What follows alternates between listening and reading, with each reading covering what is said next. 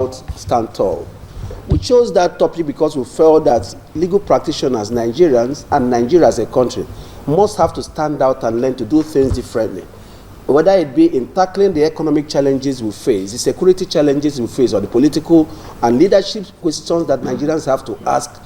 and answer, and in taking bold steps to make for a stronger nation. And this year we have decided to take that further by choosing as our theme for this year's conference, going beyond limits.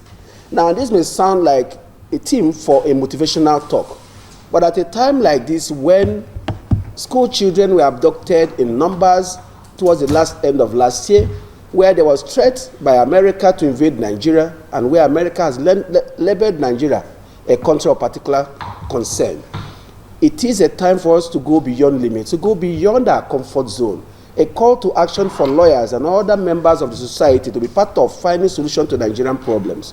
If every Nigerian, and indeed every lawyer is called upon, he or she would have an idea as what he or she considers Nigerians' problem. And we'll think that this is a time for us to call for action, for all of us to find ways to contribute to nation building instead of complaining, and also to nudge those who are policymakers, decision makers, persons in authority and persons in government,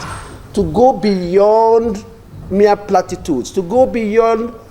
insecurity situations, recovering or rescuing those who have been kidnapped, to taking preemptive actions to ensure that will put kidnapping to an end, that will end terrorism, that the banditry and other things that ravage parts of the nations are confronted, that will move out of our comfort zone, and we do that which before now we have not done. The NBA believes that as partners in building a nation and finding things that work and ensuring that we enthrone the rule of law, that it is a time for us to go beyond our limits. Whatever limitations we feel placed against us or we have placed against us, this is time to dismantle those obstacles, whether they be physical or mental obstacles, political or socioeconomic, to find solutions to our problems. And now, and that is why we have called you members, ladies and gentlemen of the press, to be here with us today, to also draw my attention to our conference, which is scheduled to take place in the city of Port Harcourt from the 22nd day of August 2026 to 29th. And also to ensure that we are able to encourage our members to participate in this program, notwithstanding the current economic situation, about being mindful of the need to encourage participation and not to impose more financial hardship on our members. NEC has approved, as our last NEC meeting which took place in Benin, to retain the same conference fees which was paid for last year, and also to push up our drive to find partners and sponsors who will be able to support our program so that the financial burden of funding our conference will not be largely borne by our members, and also to continue to put in place prudential financial management to ensure that we get for the best cost, the best value. We witnessed that in Enugu, and we tend to repeat that. Interestingly, most of the people who also piloting the affairs of this year's conference planning committee were also part of those who worked in it last year. So they have experience, and they have the vision and the drive and the passion to make for a better conference. And this is also the NBA setting an early tone, and this is January for nation, for our government, that we must go beyond limits this year. That beyond assuring citizens that all will be well, that the actions by those in positions of authority and governance must actually show that we are ready this year to go beyond limits, to find solutions to our problems, to make for a better nation, strengthen our economy, and make for better lives for our people. Of course, in the course of this